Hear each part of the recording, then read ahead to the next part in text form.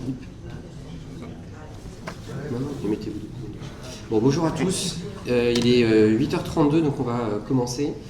Donc c'est un plaisir de vous retrouver et de vous voir aujourd'hui. Et le but de cette heure qu'on va passer ensemble, c'est parler d'entraînement auditif et comment l'entraînement auditif peut améliorer le rendu ou l'efficacité notamment des audioprothèses et la capacité à entendre des patients.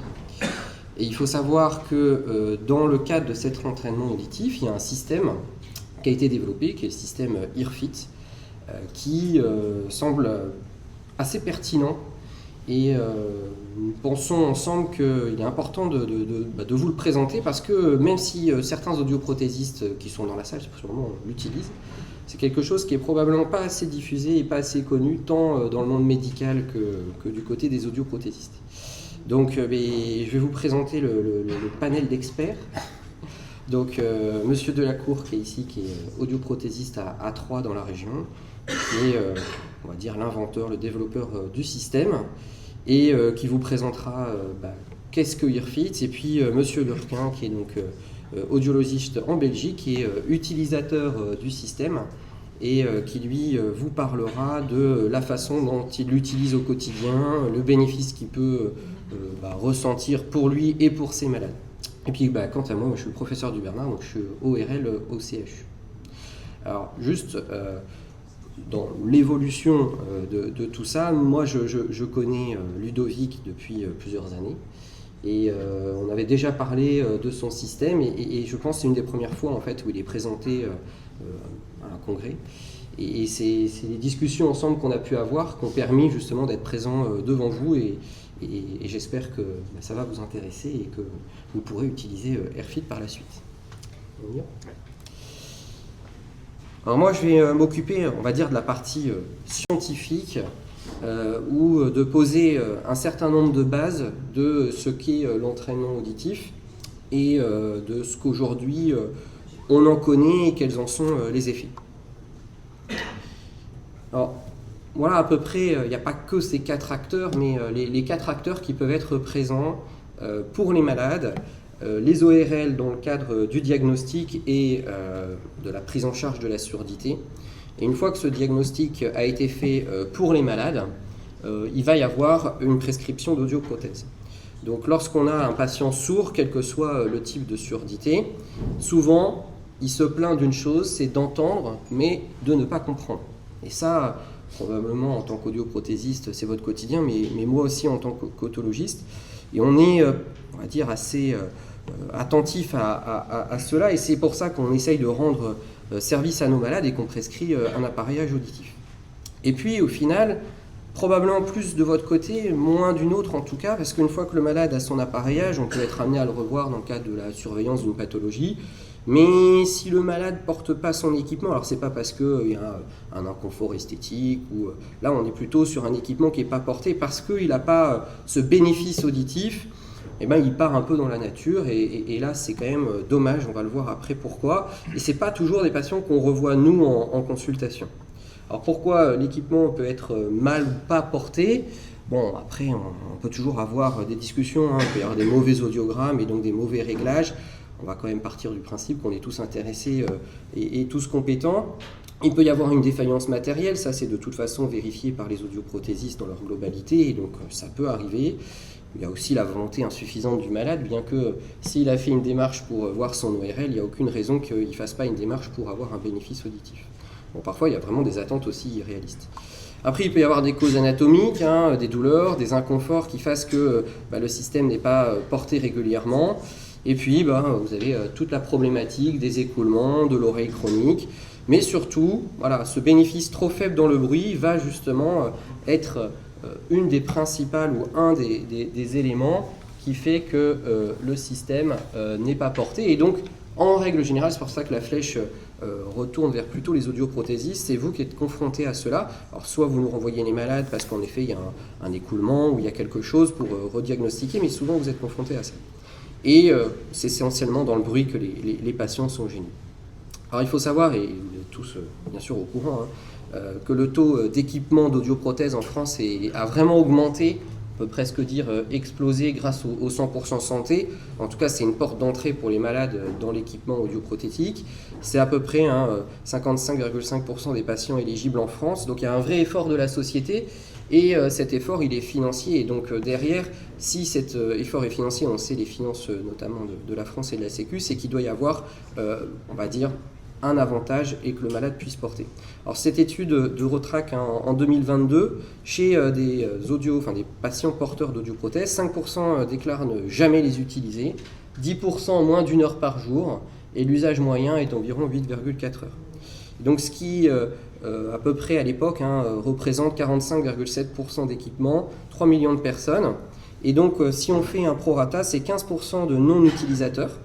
Alors ça peut paraître faible, mais donc ça représente quand même 450 000 personnes à l'époque, et aujourd'hui on est à quasiment 600 000 personnes qui ont un appareil et qui ne le portent pas, qui n'ont pas de bénéfice.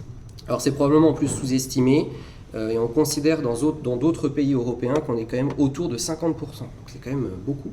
Et donc c'est là où on peut s'interroger des pistes d'amélioration lorsque tous les paramètres ont été contrôlés et vérifiés. Donc on ne parle pas encore des gens qui n'ont pas le souhait. Voilà, il y a des non-porteurs, c'est pas non plus parce que l'appareil ne marche pas ou n'est pas suffisamment, le résultat attendu n'est pas suffisamment fort. Et donc c'est là où on parle de neuroplasticité, parce que quand on a un déficit neurosensoriel et qu'on cherche à améliorer ce déficit, vous le savez tous, il y a quand même une phase où il faut réapprendre à entendre, ou en tout cas réapprendre à apprivoiser le son qui va être amplifié, modifié. Et donc c'est ce qu'on appelle la neuroplasticité, c'est la capacité du système nerveux à se réorganiser, à réapprendre des nouvelles compétences. Et donc, on sait que la presbyacousie liée à l'âge va accélérer le déclin cognitif. Pourquoi ? Parce qu'il y a des ralentissements et des perturbations au niveau central. La synchronisation, elle est moins précise, la myéline, elle est moins présente, la connectivité cérébrale, elle est réduite. Et donc, il y a une variabilité dans la réponse, des temps de latence qui sont plus importants. Et donc, tout ça, ça va modifier des indices sonores, les indices qui vont être utiles pour aller décrypter, chercher l'information, notamment les structures, l'enveloppe fine, la structure de l'enveloppe temporelle, la capacité à coder la structure fine. Et donc, tout ça, ça peut aboutir à un résultat auditif insatisfaisant, sachant que ces conséquences, elles sont continues dans le temps et que, comme un muscle, on peut quand même entraîner son cerveau. Alors entraîner, ça ne va pas remplacer des déficits qui arrivent aussi naturellement avec l'âge, mais on peut justement maintenir une certaine activité qui va permettre de lutter contre une évolution plus ou moins rapide. Et donc, cette adaptation cérébrale, elle est importante vis-à-vis de la restitution sonore que l'appareil va faire. C'est ce qu'on appelle donc l'audibilité. Et donc, cette restauration, elle a été recherchée et on montre qu'il y a quand même une amélioration des fonctions corticales et cognitives, notamment grâce à l'appareil, une compensation du déclin physiologique, notamment sous-cortical. Alors, il y a quelques études qui existent, elles ne sont pas si nombreuses que ça, mais par exemple, si on fait des PEA tardifs, donc les PEA tardifs, c'est des ondes centrales, on ne parle pas des ondes 1 à 5, on est sur des ondes plus tardives, on peut justement voir qu'il y a des modulations d'amplitude dès 2 semaines et des modifications de l'onde définitive après 12 semaines de port d'appareil. Et donc, les sons peuvent être mieux détectés de façon plus rapide, l'analyse et le sens donné à ces mots sont aussi présents, mais ça montre que ces 12 semaines, c'est du temps, et le temps il est nécessaire, et pour pouvoir améliorer, il faut porter l'appareil. Donc il y a un premier message, c'est qu'il faut justement que cet appareil, au début, ce n'est pas une audition magique qui va être apportée, c'est le patient qui doit faire cet effort pour améliorer ses capacités de communication et sa capacité et sa qualité de vie grâce à la plasticité cérébrale. Et donc c'est ce qui justifie l'encouragement, l'accompagnement, notamment sur les premières semaines pour le port de l'appareil. Et donc, par rapport à ça, donc on a une adaptation cérébrale qui est nécessaire par rapport à l'appareil. L'appareil va booster le système nerveux central, le cerveau va réapprendre à entendre, et au-delà de l'audition, on l'a vu, l'appareil auditif va ralentir le déclin cognitif. C'est aussi une des causes pour lesquelles l'appareil le 100% santé a été mis en place. Et on estime qu'un appareil auditif pendant 3 ans va réduire, en tout cas dans cette étude, de 50% le taux de déclin de certaines fonctions cognitives en comparaison d'un groupe qui n'a pas été appareillé. Donc on entretient, et c'est logique, hein, quand on entend mieux, on a une meilleure sociabilité, on va avoir des connexions avec les gens autour de soi, et donc ça permet d'améliorer les connectivités cérébrales et de les entretenir. Il y a aussi un remodelage qui est induit par des exercices d'entraînement auditif. Ici, par exemple, dans cette étude, il y avait une randomisation avec plusieurs groupes, soit entraînement auditif et cognitif seul, cognitif seul et des groupes contrôle. Et l'entraînement auditif, dès qu'il était présent, il a à lui seul provoqué des changements morphologiques au niveau cérébral, avec une augmentation du volume de la matière grise, notamment dans les zones auditives, au niveau temporal, dans le gyrus de Heschel, et au niveau fonctionnel, il y avait une meilleure connectivité. Donc on voit qu'on a un effet sur la qualité de vie, un effet sur l'électrophysiologie, donc c'est des choses qui sont objectives, et un effet sur le plan au moins radiologique, dans des zones qui sont cruciales pour entendre correctement. Donc on a une restructuration anatomique et on a un impact fonctionnel objectif des appareils auditifs lorsqu'ils sont portés et lorsqu'on va justement surtout ici s'entraîner. Et donc ça montre cette plasticité et on a la rééducation sonore va l'accentuer comme une sorte d'amplificateur. Ici dans cette méta-analyse de 2024 de 8 essais, on avait donc comparé un appareillage d'un patient qui avait suivi un programme de rééducation et le score de handicap après cette rééducation sonore était plus faible, donc moins de handicap, et ça permettait d'améliorer aussi le quotidien du malade. Donc ces modifications objectives, elles sont palpables dans la vie quotidienne du malade et dans la qualité de vie. D'autres études ici où en 2023, un gain significatif de la compréhension de la parole en situation bruyante. On revient à ce qu'on disait dès le départ. Après 6 semaines, vous vous souvenez, mais là 6 semaines d'entraînement. Donc c'est des patients qui avaient un appareil, qui restaient gênés, et grâce à l'entraînement, il y a justement en situation bruyante une amélioration.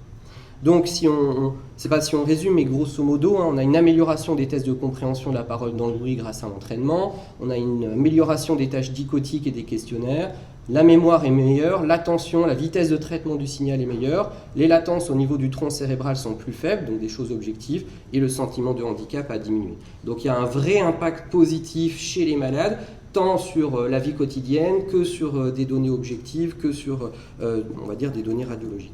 Alors actuellement, les orthophonistes ont tout leur rôle. Elles ont un rôle dans la stimulation auditive et cognitive, dans l'amélioration de la compréhension, la réduction du stress. Et puis il y a différentes façons d'aborder en orthophonie cette rééducation, l'amélioration de la lecture labiale, l'entraînement auditif. Il y a des stratégies de communication pour contourner et s'adapter à l'hypoacousie, se placer face au locuteur. Conserver un certain nombre de formulations, gérer son environnement sonore, et tout ça c'est centré sur le malade, et donc on a grâce à l'orthophoniste une rééducation qui peut être présente, notamment chez le presbyacousique. Alors après je ne sais pas s'il y a des ORL qui ont déjà prescrit ce type de rééducation vers les orthophonistes, mais c'est possible, on verra après qu'il y a un certain nombre de difficultés. Et l'appareillage en place et cette rééducation est là pour optimiser les résultats. Et puis il y a des logiciels, ou en tout cas des solutions qui ne sont pas du tout en concurrence, qui peuvent être d'ailleurs complémentaires, en association, qui existent. Et il y a plusieurs formes, des serious games, des choses qu'en tout cas on peut réaliser parfois même de façon autonome à la maison. Ici par exemple, il y avait un programme dans les années 2000 chez les vétérans, donc des gens qui étaient exposés à des traumas sonores, à des bruits, donc des militaires, et donc ils étaient utilisateurs d'aides auditives, soit nouvellement appareillées, soit expérimentées. Il y avait des mesures comportementales, des questionnaires d'évaluation, et puis dans cette étude, en tout cas, il n'y avait pas d'effet démontré. En tout cas, on voit qu'il y a, même s'il y a des choses parfois qui existent et qui ont été scientifiquement prouvées, en fonction du paramètre sur lequel on va se placer, on peut avoir par exemple des échecs sur ces méthodes. Mais il y a d'autres systèmes, des systèmes d'entraînement notamment numériques, parfois avec de l'IA, de la télémédecine, des systèmes notamment pour les implants cochléaires, et notamment dans les cas de l'implant cochléaire, il y avait des améliorations significatives de la reconnaissance des voyelles et des phonèmes, voire de la parole dans le bruit.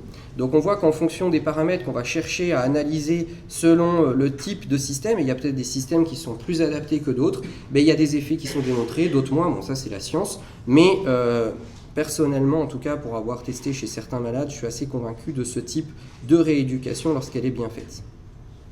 Et puis donc d'autres études qui montrent pour le coup aussi des améliorations et qui sont assez récentes. Vous voyez, c'est 2023, je vous ai présenté tout à l'heure 2024. Donc on a une progression du patient et une amélioration cognitive, on va dire au moment où cette rééducation est faite. Après, on peut aussi logiquement se poser la question de la persistance de ces effets dans le temps, d'où les programmes d'accompagnement et probablement un entretien comme toute rééducation. Quand on fait une rééducation pour l'équilibre, pour des difficultés à la marche après une prothèse, on est immédiatement efficace, mais il va falloir prolonger dans le temps parce que parfois on reprend des attitudes vicieuses. Là, c'est pareil, il y a très probablement un accompagnement qui doit s'effectuer. Alors il y a quand même des perspectives d'intégration de tous ces logiciels d'entraînement dans le parcours ORL, audioprothésiste du patient. Si on reprend la collaboration entre les différents professionnels, tous bien sûr ont des compétences reconnues. Du côté médical, donc on a un geste médical qui a pour but de diagnostiquer le problème, d'être sûr que cette difficulté auditive ne soit pas liée à un autre phénomène, une pathologie du conduit auditif externe, une évolution tympanique, une otite séreuse, bref, des choses purement médicales. On fait les diagnostics différentiels. Du côté orthophoniste, donc paramédical, c'est un professionnel de référence notamment sur la rééducation. Et il y a un vrai maillage territorial pour le coup des audioprothésistes qui sont présents sur l'ensemble du territoire, qui sont en général d'accès simple, qui sont pour la plupart formés et équipés. Et c'est là où la connexion entre les différents, on va dire, acteurs va être intéressante pour rendre service aux malades. Et donc, l'indication médicale aujourd'hui, elle est vraiment une discussion avec son patient lorsqu'on est dans cette situation, de proposer une rééducation sonore et de rediriger le malade vers peut-être l'audioprothésiste qui peut être équipé d'un système adéquat. Alors, rédiger une ordonnance n'a pas beaucoup de valeur parce qu'aujourd'hui, il n'y a pas d'acte coté, mais ça permet au malade d'avoir déjà une prise en compte de son déficit et d'expliquer aussi qu'est-ce qui pourrait être fait et derrière à voir quel type de rééducation. L'ordonnance par contre vis-à-vis de l'orthophoniste elle est importante parce que ça lui permettra de faire le geste. Cependant les orthophonistes, et on le sait tous, elles ont des consultations qui sont extrêmement prisées avec déjà des actes de rééducation orientés pour la pédiatrie, la carcinologie, j'ai pas mis mais aussi la rééducation après un AVC, etc. Donc il y a des vraies questions d'accès aux soins vis-à-vis de ces professionnels de santé qui ne sont pas du tout remis en question mais qui existent. Et donc on peut se poser logiquement la place de ce système chez l'audioprothésiste, d'autant plus que l'appareil auditif, c'est ce professionnel qui va pouvoir le régler. Et donc d'avoir un système d'entraînement auditif à proximité, c'est intelligent parce que il y a un aller et un retour entre le malade et la personne qui va l'équiper. Donc il y a une volonté de réhabilitation sensorielle avec plein de questions qu'on va en partie essayer de répondre. Comment on s'organise au cabinet l'audioprothésiste dans son laboratoire? Est-ce qu'il y a des protocoles qui sont standardisés? Comment, la durée, l'intensité du parcours qu'il faut faire et sa récurrence dans le temps? Est-ce que c'est pour tous les porteurs d'une audioprothèse? Quelle est la place de l'implant cochléaire? Il y a des cas d'usage et notamment le financement. En tout cas, je pense que personnellement, et quelle que soit l'option, même si on va plus faire un focus sur la solution Earfit, qui est une solution française développée par un audioprothésiste indépendant et qui porte justement ce projet, je pense, d'une belle façon. En tout cas, c'est plus pour moi un gadget et c'est une brique qui doit être intégrée dans le parcours standardisé de la réhabilitation auditive sur des profils qui sont peut-être à définir, des profils à risque. Et derrière, on a justement ces attentes d'améliorer l'intelligibilité, la parole dans le bruit, de rééduquer le handicap auditif et donc ses effets psychologiques négatifs, d'augmenter l'utilisation de l'appareil auditif. Et comme on l'a vu, ça a un impact sur le malade, sur son handicap et sur la société. Et puis derrière, on peut espérer, grâce à l'amélioration ou le maintien des fonctions cognitives, un vrai bénéfice patient, peut-être même dans la localisation spatiale des sons et dans la sociabilité de chacun. Voilà, je vous remercie. Et puis je vais laisser la place à Ludovic qui va vous présenter la solution Earfit. Si on a des questions, on fera à la fin, comme ça vous aurez le panaché de l'ensemble des présentations. Merci beaucoup, professeur. pour cette superbe présentation scientifique et de l'état des lieux aussi de l'entraînement natif. Je suis ravi d'être ici aujourd'hui accompagné de vous deux. Donc je me présente, je suis Ludovic Delacour, je suis le fondateur, je suis audioprothésiste indépendant, ça c'est mon premier dada, et le fondateur d'Earfit depuis 10 ans. J'aime bien commencer mes présentations par poser juste une première question aux audioprothésistes. En tant qu'audioprothésiste, sur quoi n'avons-nous aucun impact? Parce qu'à partir du moment où on a un appareil, on va changer les fonctions cérébrales, on va changer la posture aussi de nos patients, on va changer leur communication au quotidien, mais il y a des points sur lesquels nous n'avons aucun impact. Et ces questions-là sont toutes simples. C'est sur l'âge de nos patients. Nos patients, on oublie souvent qu'entre le premier rendez-vous et le moment où on va les renouveler, nos patients ont vieilli de 5 ans comme nous. Mais c'est un effet au niveau central qui est hyper important. Et aussi sur leur environnement. On a toujours regardé comment est-ce que l'impact de la compréhension, de l'audition, de la baisse d'audition et de la compréhension a fait reculer nos patients sur leur environnement sonore au quotidien. Mais de mettre un appareil, ils ne retournent pas dans les environnements sonores qui sont compliqués puisqu'ils ont perdu cette habitude-là.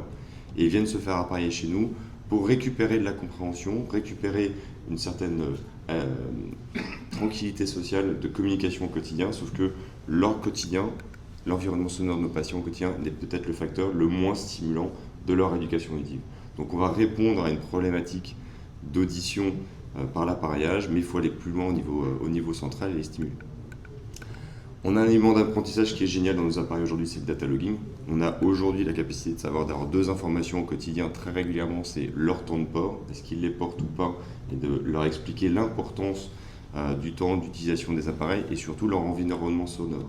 On a des appareils aujourd'hui qui analysent en temps réel dans quel environnement sonore le patient va évoluer et va du coup nous aider à expliquer aux patients comment leur environnement sonore va les aider ou pas à reprendre de la gymnastique centrale et de la compréhension. Alors bienvenue chez Earfit. Earfit, en historique, ça fait depuis 2016 qu'on a commencé les recherches. On a fait les premiers tests avec nos patients en 2017. On a lancé notre première version en 2018 sur le marché pour tester en dehors de nos centres d'audioprothèse ce qui pouvait se passer chez d'autres audioprothésistes avec d'autres protocoles d'apprentissage.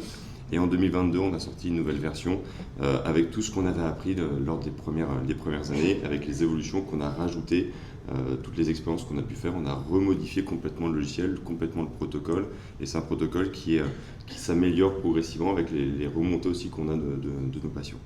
Alors Fit, c'est 2 points, c'est un logiciel, mais c'est surtout au démarrage un fauteuil. Tout le monde connaît le fauteuil, vous pourrez le voir sur le stand 80. Alors pourquoi un fauteuil? L'idée c'était un constat de démarrage, c'est un patient avec une application à domicile, fait plus trop d'exercices, on n'a pas vraiment envie d'avoir des exercices à faire à la maison. Vous avez des patients qui font de la kiné, quand ils vont voir le kiné sur place, ils font les exercices que donnent les kinés à la maison, ils le font moins. Donc l'idée c'était d'intégrer dans le centre un environnement sonore calibré reproductible, ne pas venir embêter la cabine, de pouvoir s'installer n'importe où. On avait pris en compte un espace réduit au sein des centres, parce qu'on n'a pas tous des grands centres avec beaucoup de place. L'idée c'était de pouvoir se glisser dans une salle d'attente. Et c'est une solution qu'on a voulu plug and play, il n'y a plus qu'à le brancher, tout est fonctionnel. On a développé après une solution mini qui s'installe aussi dans la cabine. Donc l'idée c'est de pouvoir, dans des centres qui sont trop petits, comme on a des audioprothésistes qui tournent sur plusieurs centres, plusieurs cabines, quand l'audioprothésiste n'est pas présent, on peut intégrer la solution d'entraînement auditif dans la cabine sans toucher au système embarqué de l'audiométrie. Et l'idée c'est que ça soit transportable facilement pour pouvoir le poser tout simplement sur le bureau. Mais tout ça c'est la coquille. Le vrai gros travail c'est l'application qu'on a développée. Tout le travail qu'on a fait depuis plus de 10 ans maintenant. L'idée c'était d'avoir une application qui était pensée et développée pour tout type d'utilisateur. Alors ce n'est pas du tout fait pour les enfants, mais dans les remontées qu'on a vues, on a vu des enfants à partir de 10 ans qui étaient mis dans Earfit pour les aider à reprendre de la génétique en attendant d'aller voir l'orthophoniste. Donc les enfants c'est pas du tout la cible, mais on a des patients jusqu'à 105 ans qui ont fait l'entraînement actif dans le fauteuil, qui l'utilisent bien, qui sont à l'aise avec notre système, donc il n'y a pas de souci. Le point qu'on voulait aussi, c'était que ça soit un design qui soit adapté à tout le monde et surtout un rythme qui s'adapte en fonction du patient. Parce que vous n'avez pas la même capacité d'apprentissage à 20, 40, 60, 80, 100 ans. Un patient qui me dit j'ai 90 ans, je ne suis pas en capacité d'apprendre, on sait au niveau central que il a des capacités de réapprendre, de reprendre, de recapitaliser ces parties-là. Donc l'idée c'était d'avoir un système qui s'adapte et qui prenne surtout en compte le caractère unique de chaque patient et de ses difficultés de compréhension. Parce qu'à audiogramme tonal, vocal, pareil avec des patients, on pourrait avoir des des sœurs jumelles, vous n'auriez pas les mêmes confusions phonétiques parce que vous n'avez pas les mêmes stimulations au niveau central qui se font. Et l'idée, c'est d'avoir un système d'entraînement auditif qui aille vraiment très spécifiquement s'adapter au rythme et aux capacités du patient. Alors, comment on a fait ? On nous pose souvent la question sur notre bilan. On a deux piliers dans l'application qui sont le bilan que fait le patient sur sa compréhension et qu'il le fait en autonomie. Et de ce bilan, on va enclencher le parcours d'entraînement. Et le bilan, on l'a construit sur 28 phonèmes. On a récupéré 28 phonèmes qu'on a organisés en 21 groupes de confusion. Tous les orthophonistes vous diront que c'est quelque chose qui est hyper connu. Vous allez retrouver les consonnes sur la gauche, les voyelles sur la droite. On va travailler dans le bilan dans les environnements variés, puisque le patient va faire un test voix d'homme dans le calme, voix de femme dans le calme, voix d'homme dans le bruit, voix de femme dans le bruit. Et le bilan fait vraiment toute cette cartographie-là. Et au démarrage, quand on a lancé les premiers bilans, on s'est dit, mécaniquement, normalement, on devrait avoir ces environnements, on devrait voir les confusions augmenter, puisque ce sont des environnements qui montent en complexité. Et on était assez surpris de voir que pas du tout. On a des patients qui ont parfois des bonnes compréhensions sur que la voix de femme, pas du tout la voix d'homme, et c'est hyper variable. Le bilan, on l'a construit pour que le patient soit autonome. Donc dans notre activité classique, on part de la liste de mots et on va aller vers les confusions phonétiques. Nous, chez Airfit, on est parti des confusions phonétiques pour créer la liste de mots. Donc on a pris le dictionnaire de la langue française qu'on a traduit en phonèmes, en syllabes, et on a fait des algorithmes de recherche pour justement trouver des mots qui soient proches et confusants. Alors vous allez me dire comment ça fonctionne. On va présenter, par exemple, dans cet exemple-là, je vais faire entendre au patient le mot lent. En fait, on est en train de tester deux groupes de confusion phonétique, le l'heureux, donc lent, rend. Donc si je lui fais entendre le mot lent qui m'appuie sur rend, je sais qu'il y a une confusion phonétique sur le l'heureux. Si je lui fais entendre le mot lent et qui me fait lent, je sais qu'il y a une confusion phonétique sur le groupe 1 en on, qui est un groupe de confusion. Et c'est comme ça qu'on a travaillé. Alors là, je vous montre que des l'heureux, hein, et vous avez ri, li, ru, lu. Et en fait, quand on prépose un mot avec tous les proches phonétiques, on va chanter la suppléance mentale. Donc quand on a fait les premiers bilans, forcément on a testé, les patients faisaient leurs propres tests. L'idée c'est qu'ils soient autonomes et après on les prenait en cabine et on faisait des listes cochléaires pour vérifier est-ce que les confusions phonétiques qu'on mesurait dans Airfit, on les retrouvait en cabine et le match était complet. Donc ça on savait que ce système-là fonctionnait, il a fait ses preuves, on n'a pas de soucis à ce niveau-là. Vous avez remarqué, on a un bouton réécouter et je vais vous l'expliquer par rapport à la grille de résultats. Est-ce qu'une fois que le patient a fait son bilan en autonomie, ça prend à peu près 10 à 12 minutes au patient pour le faire. On a des temps de pause entre chaque environnement. On va avoir cette grille de résultats qui va apparaître. Et cette grille de résultats, on a rajouté la réécoute parce que les patients, sur la première version des bilans, nous remontaient que ça serait bien de pouvoir réécouter. Et du coup, vous voyez sur le côté, si ça marche pas, vous avez ici sur la partie. Sur le côté, vous avez on passe en fait chaque fois, sur chaque groupe de confusion phonétique, on passe 2 fois pour avoir 0, 1 ou 2 fautes. Et quand on a rajouté la réécoute, on s'est rendu compte qu'on avait des points qui réapparaissaient. Un patient qui entend 100% de bonnes réponses en réécoutant, c'est pas la même chose au quotidien qu'un patient qui entend 100% de bonnes réponses sans réécouter. Celui qui fait réécouter, fait répéter, et son entourage lui dit qu'il n'est pas bien appareillé ou que son appareil ne fait pas suffisamment le travail.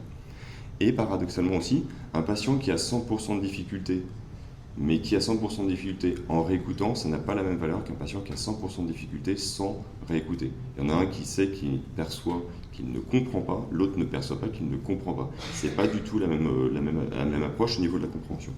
Une fois qu'on a cette cartographie qui est faite, en fait, on va lancer le parcours d'entraînement. Et le parcours d'entraînement, on le laisse au choix de l'audioprothésiste, donc on a tout un panel d'accompagnement, on a travaillé tous les parcours patients et l'audioprothésiste peut choisir soit que ce soit fait en automatique ou en spécifique. En automatique, le système va reprendre tous les groupes de confusion qui ne sont pas vert foncé en considérant que c'est un groupe qui est compliqué et va s'appuyer dessus et va balayer avec le patient l'ensemble de ces groupes de confusion phonétique. Mais on a créé aussi des parcours spécifiques.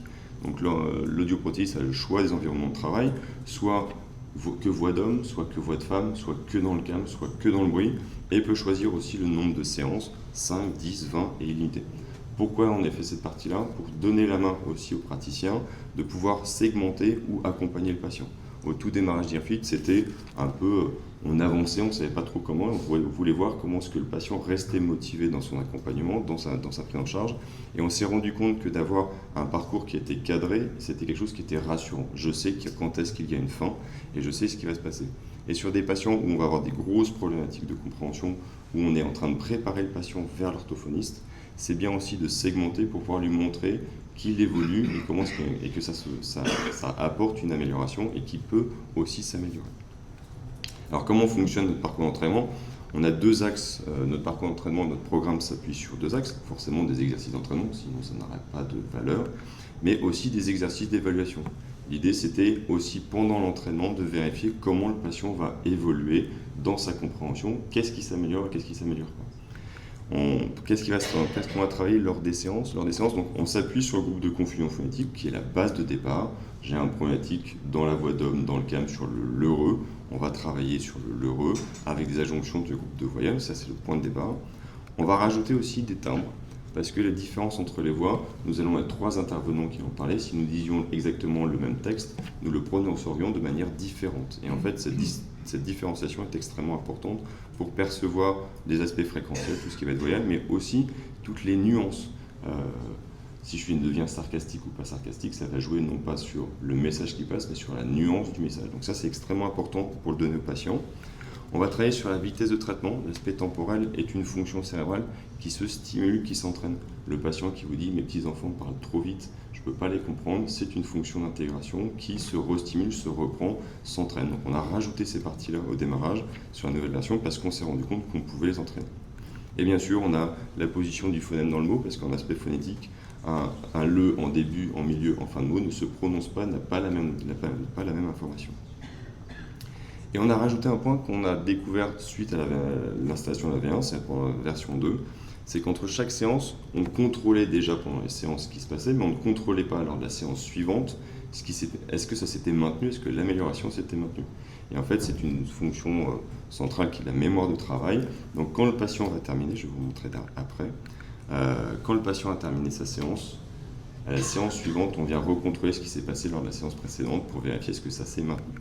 Donc comment est-ce que ça va apparaître? Vous allez avoir, quand le patient va sortir de sa séance, on va remonter l'information.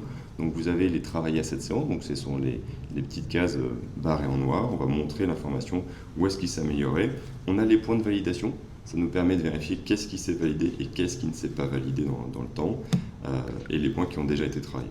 Et ce cadre-là d'avancée, quand on le donne dans les équipes et qu'on forme bien l'équipe, et surtout le travail au niveau des assistantes avec les audios, en fait, ça permet de montrer au patient comment est-ce qu'il va évoluer et de nous remonter, nous, audioprothésistes, les points qui se maintiennent, n'évoluent pas et qui potentiellement demandent un réglage.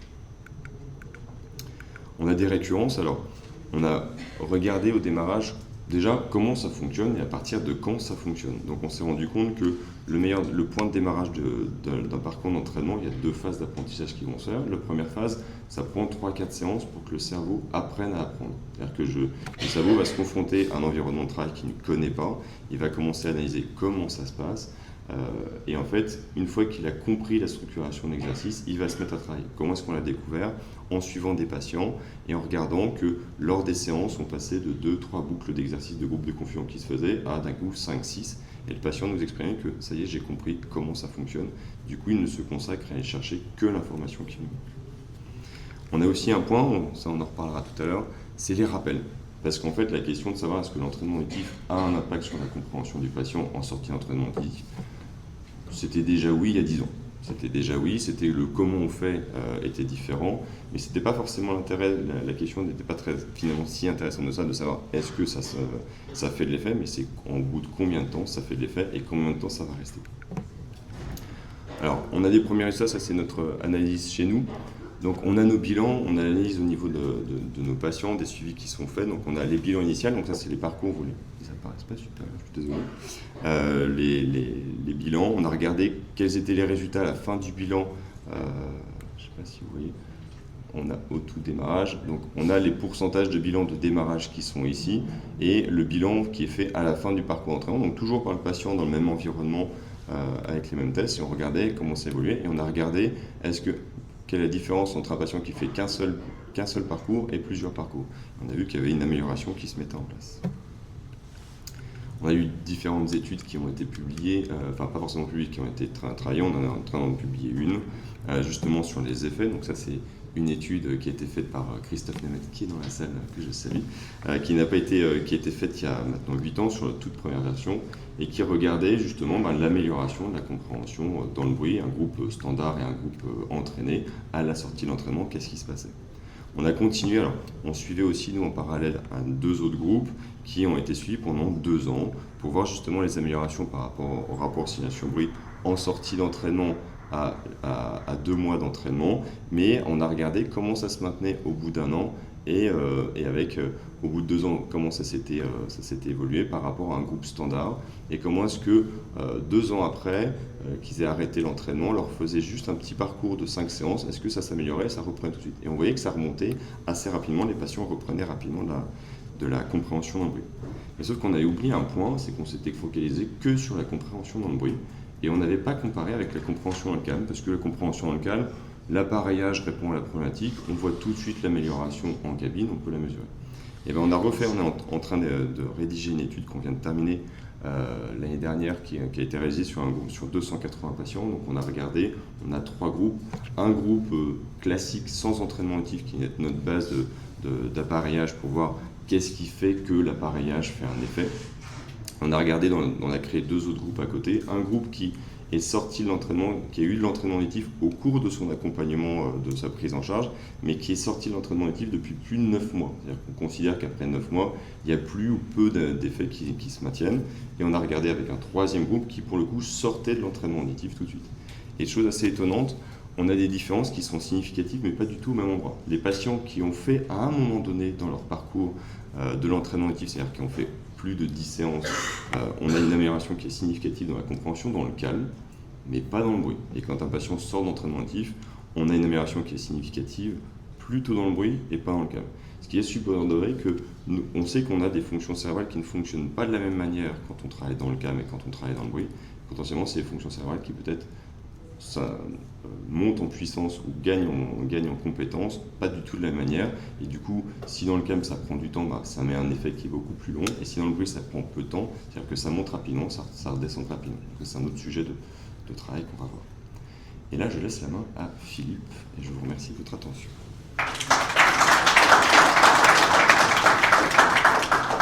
Merci Ludovic. Donc on va passer à un aspect un petit peu pratique. Et je vais vous donner ma vision de l'utilisation d'IRFIT depuis maintenant 3-4 ans.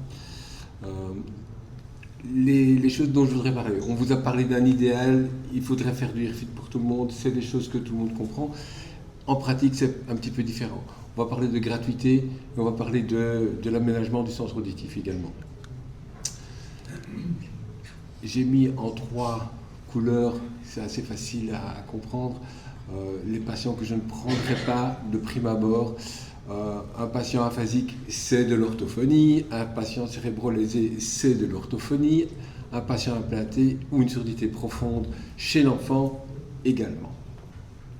Donc, je partirai plus facilement avec un patient soucieux d'améliorer ses résultats, éventuellement en échec ou insatisfait. Le patient jeune, actif, qui doit aller plus loin, qui souhaite une amélioration, c'est le patient idéal, il faut une motivation. Et le patient le plus typiquement améliorable, c'est le patient sous-stimulé. C'est le patient en privation sensorielle, qui a attendu trop longtemps pour venir chez son audioprothésiste. On en a beaucoup, la Journée nationale de l'audition fait énormément de bien, mais il y en a encore. Et donc là, ces patients-là, ça c'est l'idéal. Et puis vous avez des patients un petit peu limites, les patients qui ont difficile à se déplacer, les patients en mobilité réduite, puis les patients très dépressifs. La dépression, ça va faire qu'au bout d'un moment, j'y vais plus, je fais plus, je porte plus. C'est pas le patient idéal pour faire ce genre de choses. Patient dubitatif, démotivé, et là, ça va faire l'objet de l'une ou l'autre dia par la suite, il va falloir motiver le patient. Il y a un discours. Et certains me connaissent, je suis un spécialiste du traitement de l'acouphène, mais c'est la même chose, et c'est ça qui m'intéressait dans l'approche de Ludovic. On commence par parler de neurologie au patient. On ne parle pas produit, on ne parle pas prix de vente, on commence par parler de neurologie. Qu'est-ce qui se passe si vous ne faites rien? Là, maintenant, votre cerveau, ça fait 10 ans, ça fait 15 ans, vous avez cet âge-là, vous m'avez donné l'âge d'apparition probable de votre surdité, et 15 ans plus tard, vous venez chercher pour la première fois un appareil. Vous avez fait 2 échecs ailleurs en ville, et ça ne va pas. Et donc, si on ne fait rien, le futur, c'est ça. Et donc, on parle de plasticité cérébrale, on parle de réorganisation corticale, on parle de neurones dormeurs, et les gens comprennent. On se compare au kinésithérapeute.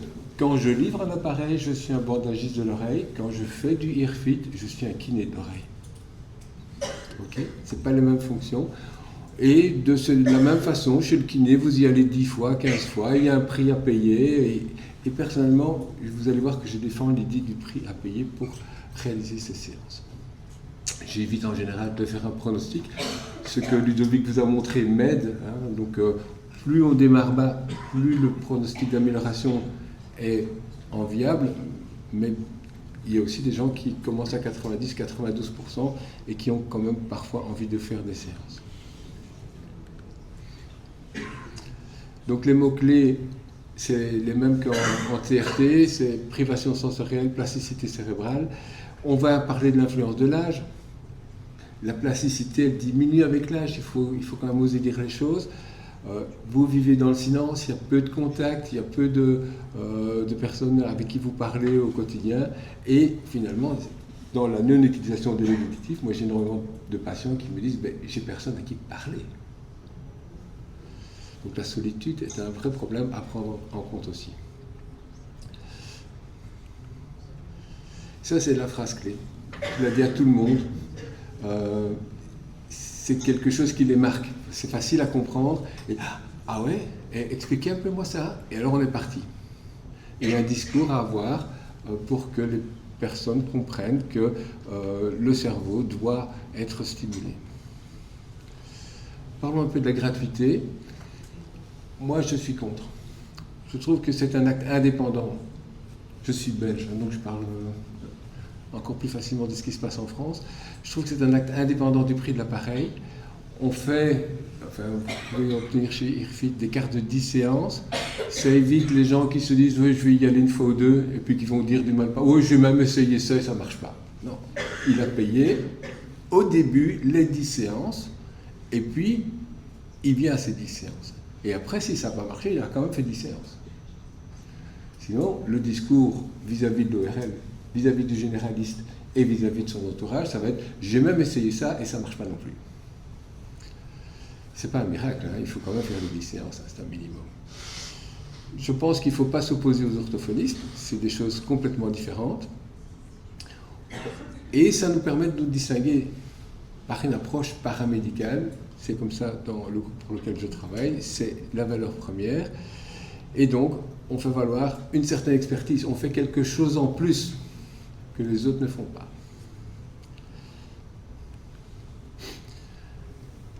Idéalement, il faut 2 locaux séparés. Donc, la cabine n'est pas fermée, tout est ouvert, il n'y a pas de sensation de claustrophobie, donc tout le monde peut y aller. Et je ne suis pas pour le contrôle permanent. J'accompagne le patient pour les 10 premières questions de la première séance ou du bilan, mais je ne vais pas plus loin. Et chaque patient reçoit un numéro de code individuel qui commence par la lettre de son prénom et puis quelques chiffres. Et le patient vient, encode son chiffre dans la machine, il dit bonjour à l'un, à l'autre, à l'audio, à l'assistante, et il démarre. Il est parti, il a reçu des consignes claires, et personnellement, j'utilise un agenda séparé. Donc je travaille temps plein, et je fais de l'appareillage temps plein, et puis, à côté de ça, Earfit tourne.